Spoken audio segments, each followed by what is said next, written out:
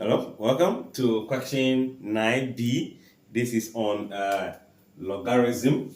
So let's see how best we can provide answer to this. We have been given 2 the log of x base 3 minus 1 equals to the log of what? X base 3. Let's focus on this first. We are solving this simultaneously, but let's see. The first one is made up of only x as the unknown variable. So it means we can still work with the x and get a value.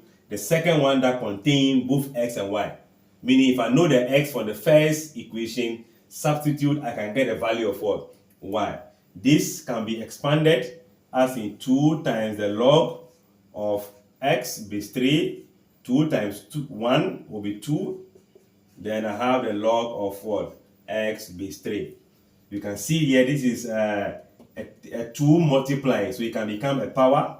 So I can have the log of x to the power 2 base 3 minus, can I just say, let me transpose this in, the log of x base 3, transpose this out to become what?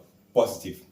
Now, if you remember the law of logarithms about division and subtraction, this is the log of a common base. So this gives us the logarithm of the argument x squared over the argument x still to the base of 3 equals to what? 2. And I'm sure by algebra we can easily reduce this to become the log of only x base 3 equals to 2. And translating from the logarithm to indices, we can say that this becomes 3 to the power 2 equals to x. That means x is equals to what? 9. So if x is 9, then your y will now become the root of 9 plus 1. Root 9 is 3 plus 1 equals to 4. Therefore, we can say that the values of x and y are going to be 9 and 4 respectively. I think this is a quick one we can easily get, but if I know there could be another way we can pass.